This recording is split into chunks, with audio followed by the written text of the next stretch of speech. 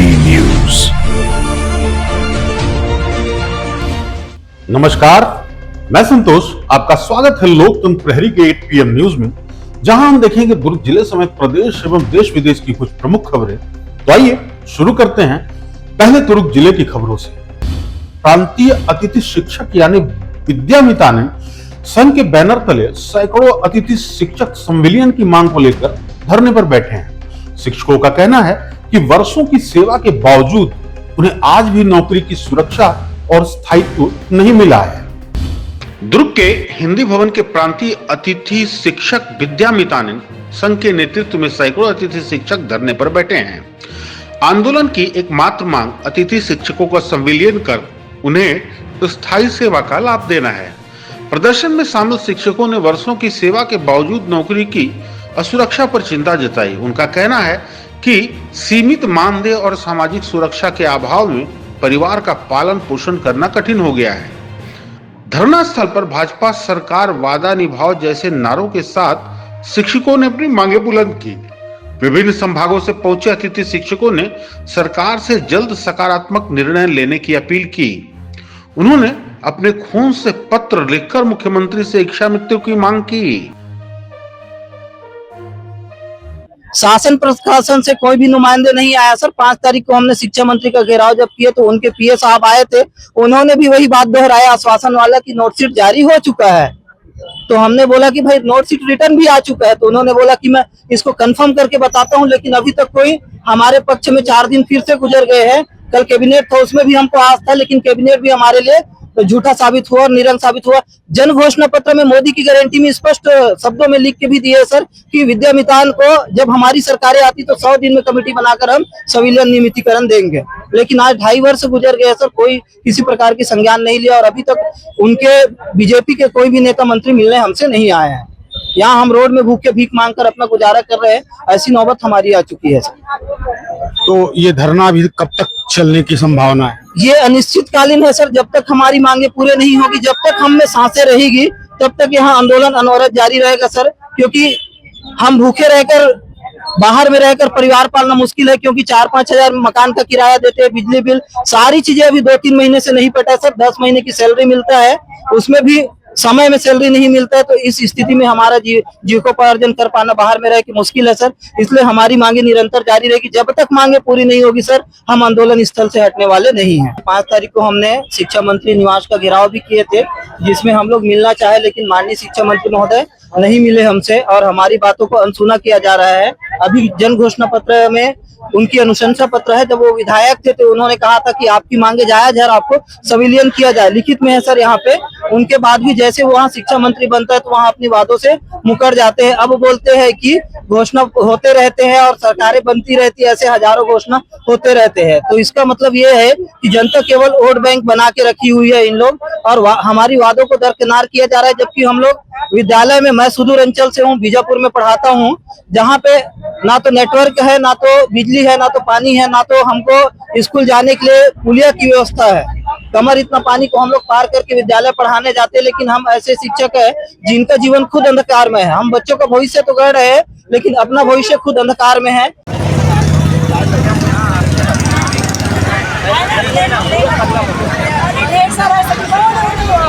दुर्ग की जीवन दायिनी कही जाने वाली शिवनाथ नदी लगातार हो रही बारिश के बाद एक बार फिर लबालब हो गई है। जहां नदी में पानी बढ़ने से लोगों को राहत मिली है, वहीं निचले इलाकों में रहने वाले परिवार संभावित जल भराव को लेकर चिंतित है। दुर्ग और आसपास के क्षेत्रों में लगातार हो रही बारिश का असर अब शिवनाथ नदी पर साफ दिखाई दे रहा है। कुछ समय पहले तक सूखने की कगार पर पहुंच चुकी नदी अब पानी से पूरी तरह से भर गई है। शिवनाथ नदी का पानी शहर की पेयजल व्यवस्था के साथ साथ कई छोटे बड़े उद्योगों तक भी पहुंचाया जाता है। लगातार हो रही बारिश के कारण नदी का जलस्तर तेजी से बढ़ रहा है। नदी में पानी बढ़ने से शहर की जलापूर्ति को लेकर लोगों ने राहत की सांस ली है। वहीं नदी किनारे और निचले इलाकों में रहने वाले लोगों को बढ़ते जलस्तर को लेकर चिंतित नजर आ रहे हैं। स्थानीय लोगों का कहना है कि बारिश का सिलसिला जारी रहा तो जल भराव और बाढ़ जैसी स्थिति बन सकती है। फिलहाल प्रशासन नदी के जलस्तर पर नजर बनाए हुए है और लोगों से सतर्क रहने की अपील की जा रही है। जैसा कि आप देख रहे हैं, मैं इस समय दुर्ग के महमरा गांव और दुर्ग के बीच में ये महमरा एनीकट है। 24 घंटे की बारिश में ये महमरा एनीकट छलक जाता है।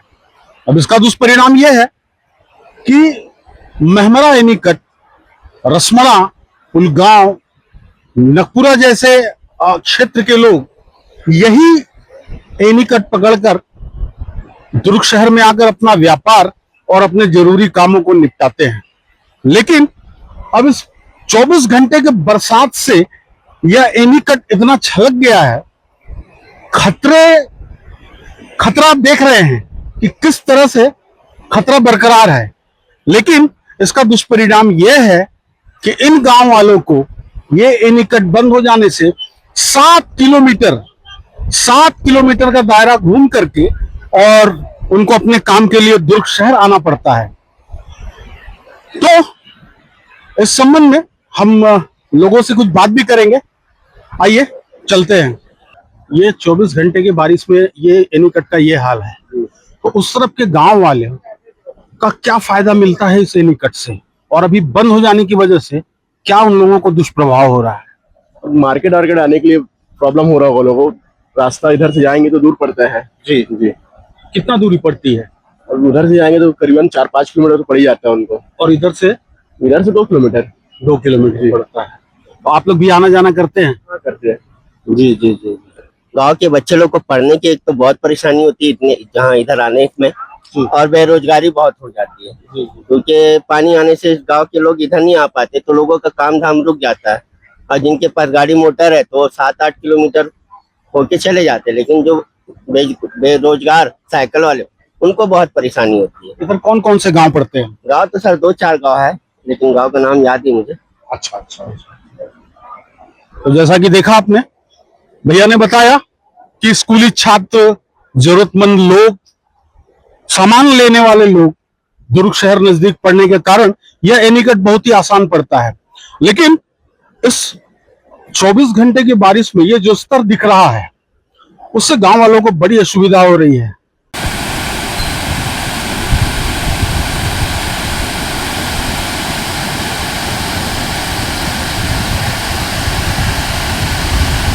छत्तीसगढ़ सरकार ने राष्ट्रीय शिक्षा नीति 2020 के तहत स्कूल शिक्षा में बड़ा बदलाव किया है। अब पहली कक्षा में प्रवेश के लिए बच्चे की न्यूनतम आयु 6 वर्ष अनिवार्य होगी और 2027 से नया शैक्षणिक सत्र 1 अप्रैल से शुरू होगा।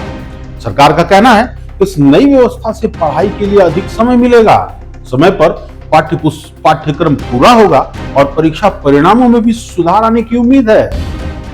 छत्तीसगढ़ सरकार ने राष्ट्रीय शिक्षा नीति यानी NEP 2020 के तहत स्कूल शिक्षा में अहम बदलाव किए हैं। स्कूल शिक्षा विभाग के निर्देश के अनुसार अब पहली कक्षा में प्रवेश के लिए बच्चे की न्यूनतम आयु 6 वर्ष निर्धारित की गई है। इस संबंध में सभी जिला शिक्षा अधिकारियों को आवश्यक निर्देश जारी कर दिए गए हैं। वर्ष 2027 से प्रदेश के सभी स्कूल 16 जून की जगह 1 अप्रैल से खुलेंगे। अप्रैल में ही प्रवेश प्रक्रिया पूरी की जाएगी और विद्यार्थियों को पुस्तकें, यूनिफॉर्म तथा साइकिल वितरित की जाएगी। इसके बाद 1 मई से 15 जून तक ग्रीष्मकालीन अवकाश रहेगा। विभाग के अनुसार नए शैक्षणिक कैलेंडर से विद्यार्थियों को पढ़ाई के लिए अधिक समय मिलेगा और समय पर पाठ्यक्रम पूरा कराया जा सकेगा। स्कूल शिक्षा विभाग के आदेश के मुताबिक अब प्रदेश में शैक्षणिक सत्र 1 अप्रैल से 31 मार्च तक रहेगा, जिसे CBSE की तर्ज पर लागू किया जाएगा। छत्तीसगढ़ पुलिस विभाग में बड़े प्रशासनिक स्तर पर फेरबदल किया गया है। पुलिस मुख्यालय रायपुर ने 64 निरीक्षकों की तबादला सूची जारी करते हुए दुर्ग जिले में भी कई महत्वपूर्ण बदलाव किए हैं। इस आदेश के तहत दुर्ग के 7 निरीक्षकों का अन्य जिलों में तबादला किया गया है, जबकि 3 नए निरीक्षकों की जिले में पदस्थापना की गई है। पुलिस मुख्यालय रायपुर ने बुधवार रात 64 पुलिस निरीक्षकों के तबादले का आदेश जारी किया। तबादला सूची में दुर्ग जिले के 7 निरीक्षकों को अन्य जिलों में नई जिम्मेदारी सौंपी गई है। सुपेला थाना प्रभारी निरीक्षक अंबर सिंह भारद्वाज का तबादला कांकेर किया गया है। जामुल थाना प्रभारी रामेंद्र कुमार सिंह को कोंडागांव और उतई थाना प्रभारी राजेश साहू को सुकमा भेजा गया है। कुर्सी पर थाना में पदस्थ निरीक्षक आनंद शुक्ला का तबादला बीजापुर किया गया है। ट्रैफिक शाखा के निरीक्षक मनीष शर्मा को दंतेवाड़ा में नई पदस्थापना मिली है। निरीक्षक श्रद्धा पाठक और वंदिता पानीकर को भी कोंडागांव स्थानांतरित किया गया है। वहीं दुर्ग जिले में 3 नए शिक्षकों की पदस्थापना कर पुलिस व्यवस्था को नए सिरे से मजबूत करने की व्यवस्था की गई है। दुर्ग की मोहन नगर थाना पुलिस ने जुए के खिलाफ बड़ी कार्रवाई करते हुए 12 लोगों को रंगे हाथों गिरफ्तार किया है। पुलिस ने आरोपियों के कब्जे से 9,04,000 रुपए नगद, 10 मोबाइल और ताश की गड्डियां बरामद कर मामला दर्ज किया है। मोहन नगर थाना पुलिस ने रायपुर नाका क्षेत्र में जुए के अड्डे पर छापेमार कार्रवाई कर 12 लोगों को गिरफ्तार किया है। पुलिस को मुखबिर से सूचना मिली थी कि कुछ लोग ताश के पत्तों पर रुपए लगाकर जुआ खेल रहे हैं। सूचना मिलते ही पुलिस टीम ने मौके पर पहुंचकर चारों ओर से घेराबंदी कर कार्रवाई की। छापेमारी के दौरान 12 आरोपियों को जुआ खेलते हुए रंगे हाथों पकड़ लिया गया। तलाशी में आरोपियों के पास से 9,04,000 रुपए नकद, 10 मोबाइल फोन और ताश की गड्डियां बरामद हुई। सभी आरोपियों के खिलाफ छत्तीसगढ़ जुआ प्रतिषेध अधिनियम की धारा 4 और 5 के तहत मामला दर्ज किया गया है। प्रारंभिक जांच में सामने आया कि आरोपी अवैध तरीके से पैसे कमाने के उद्देश्य से ताश पर दांव लगाकर जुआ खेल रहे थे। पुलिस ने सभी आरोपियों को गिरफ्तार कर आगे की कार्रवाई शुरू कर दी है।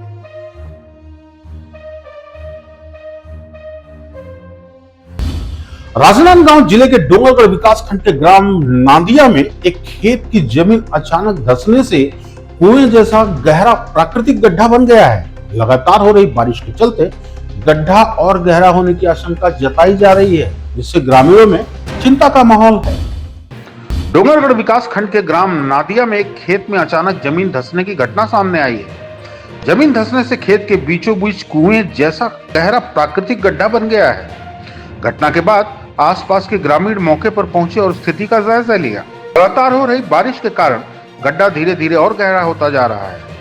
ग्रामीणों ने खेत के आसपास सावधानी बरतने और लोगों को दूर रहने की अपील की है। इस प्राकृतिक धसाव के कारण क्षेत्र में सुरक्षा को लेकर चिंता बढ़ गई है। स्थानीय प्रशासन से मौके का निरीक्षण कर कारणों की जांच कराने की मांग की जा रही है। फिलहाल गड्ढे के आसपास एहतियात बरतने की सलाह दी जा रही है ताकि किसी भी प्रकार की दुर्घटना से बचा जा सके।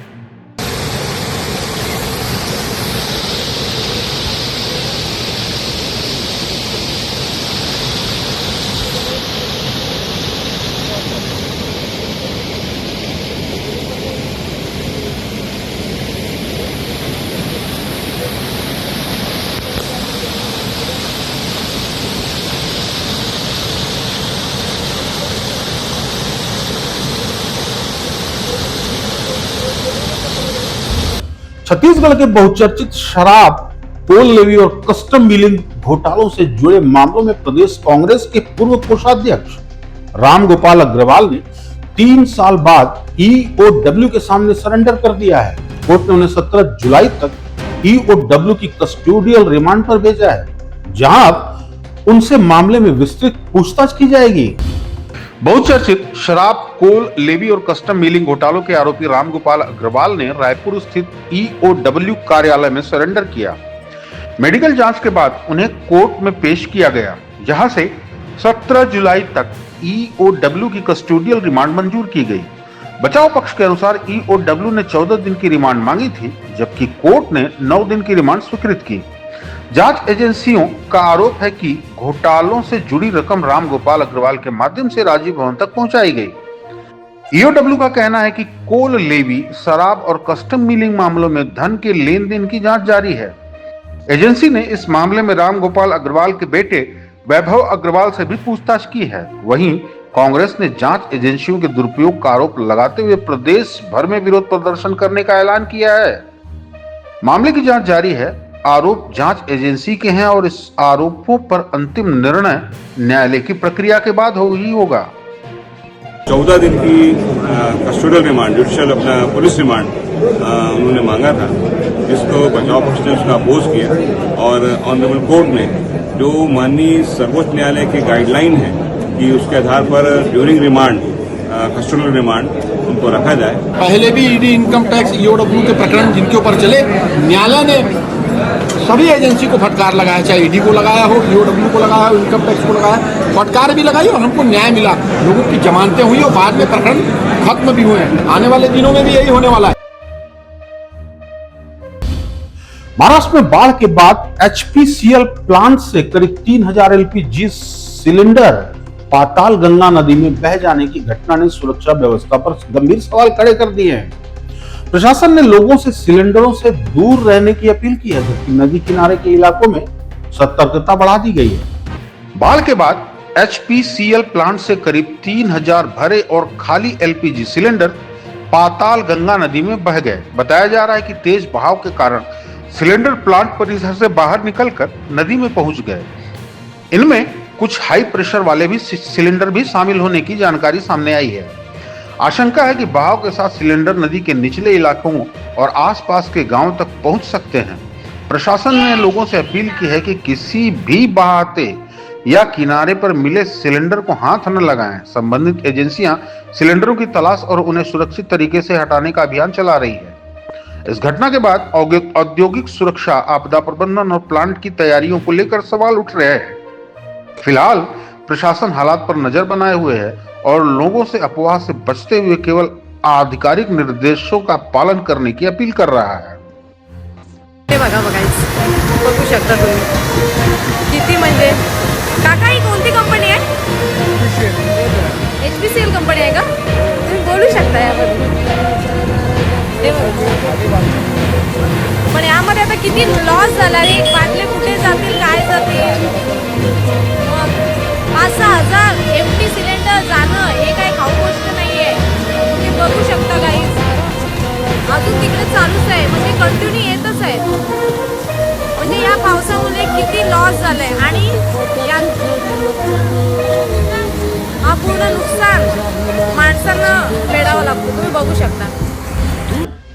प्रधानमंत्री नरेंद्र मोदी ने अपने ऑस्ट्रेलिया दौरे के दौरान मेलबोर्न में आयोजित कार्यक्रम में बड़ी संख्या में भारतीय समुदाय को संबोधित किया और दोनों देशों के रिश्तों को नई ऊंचाई देने की बात कही। इस दौरान भारत और ऑस्ट्रेलिया के बीच यूरेनियम, रक्षा, व्यापार, ऊर्जा, स्पेस और क्रिटिकल मिनरल समेत कई महत्वपूर्ण क्षेत्रों में सहयोग को लेकर समझौते भी हुए हैं। प्रधानमंत्री नरेंद्र मोदी ने ऑस्ट्रेलिया के दौरे के दौरान मेलबोर्न में भारतीय समुदाय के कार्यक्रम को संबोधित किया। अपने संबोधन में उन्होंने कहा कि यह उनका ऑस्ट्रेलिया का तीसरा दौरा है और इसे उन्होंने अपनी हैट्रिक बताया।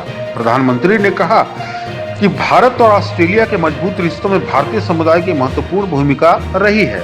इससे पहले प्रधानमंत्री नरेंद्र मोदी और ऑस्ट्रेलिया के प्रधानमंत्री एंथनी अल्बनीज के बीच द्विपक्षीय बैठक हुई। बैठक के बाद दोनों देशों ने रक्षा, व्यापार, ऊर्जा, स्पेस और क्रिटिकल मिनरल समेत कई क्षेत्रों में सहयोग बढ़ाने की घोषणा की। भारत को ऑस्ट्रेलिया से यूरेनियम आपूर्ति पर भी सहमति बनी, जिससे स्वच्छ ऊर्जा मिशन को मजबूती मिलने की बात कही गई। दोनों देशों ने क्रिटिकल मिनरल्स कॉरिडोर विकसित करने और कोकोस किलिंग द्वीप पर स्पेस ट्रैकिंग टर्मिनल स्थापित करने की योजना पर भी जोर दिया है। इन समझौतों को भारत ऑस्ट्रेलिया रणनीतिक साझेदारी को और मजबूत करने की दिशा में महत्वपूर्ण कदम माना जा रहा है। पिछले 12 वर्षों में मैं तीसरी बार यहां आया हूं।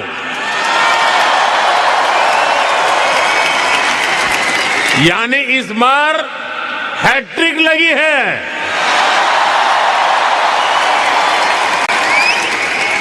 ये दिखाता है कि भारत और ऑस्ट्रेलिया के रिश्ते किस ऊंचाई पर है। न्यूक्लियर एनर्जी के क्षेत्र में आज हमने एक महत्वपूर्ण समझौता किया है। इससे ऑस्ट्रेलिया से भारत को यूरेनियम सप्लाई का मार्ग खुलेगा और हमारे क्लीन एनर्जी के उद्देश्यों को नई ताकत मिलेगी। क्रिटिकल मिनरल्स में हमारा सहयोग हमारी स्ट्रेटेजिक सिक्योरिटी और क्लीन एनर्जी ट्रांजिशन के लिए महत्वपूर्ण है। एशिया में तनाव लगातार बढ़ता जा रहा है। ईरान ने कतर, कुवैत, बहरीन और अमेरिकी सैन्य ठिकानों पर ड्रोन हमले का दावा किया है, जबकि अमेरिका ने भी ईरान में बड़े पैमाने पर एयर स्ट्राइक की बात कही है। दोनों देशों के दावों के बीच क्षेत्रीय सुरक्षा को लेकर चिंता बढ़ गई है और हालात पर पूरी दुनिया की नजर बनी हुई है। ईरान ने दावा किया है कि उसने कतर, कुवैत और बहरीन में मौजूद अमेरिकी सैन्य ठिकानों पर बड़े पैमाने पर ड्रोन हमले किए हैं। ईरानी सेना के अनुसार इन हमलों में कुवैत के पैट्रियट मिसाइल सिस्टम, कतर के वर्ली मॉर्निंग सैटेलाइट एंटीना और बहरीन स्थित अमेरिकी फ्यूल टैंक को निशाना बनाया गया। ईरान का कहना है कि इस अभियान में बड़ी संख्या में ड्रोन का इस्तेमाल किया गया। इससे पहले अमेरिकी सेंट्रल कमांड यानी CENTCOM ने ईरान में करीब 90 सैन्य ठिकानों पर एयर स्ट्राइक करने का दावा किया था। ईरानी मीडिया के अनुसार इन हमलों में हवाज क्षेत्र में 3 लोगों की मौत हुई। ईरानी सेना ने स्पष्ट किया है कि अमेरिकी कार्रवाई का जवाब आगे भी दिया जाएगा। वहीं अमेरिकी राष्ट्रपति डोनाल्ड ट्रंप ने कहा कि ईरान समझौता करना चाहता है, लेकिन इन्हें इस बात पर भरोसा नहीं कि तेहरान किसी समझौते का पालन करेगा। इस घटनाओं से जुड़े कई दावे संबंधित पक्षों की ओर से किए गए हैं। स्वतंत्र रूप से सभी दावों की पुष्टि नहीं हुई है और स्थिति लगातार बदल रही है।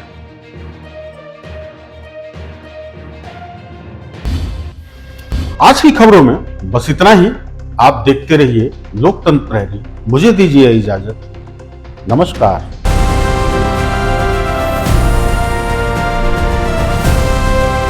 हर खबर पर नजर, सच, हिम्मत और जमीनी रिपोर्टिंग, देश, समाज और सत्य के लिए। LP न्यूज, आपकी आवाज।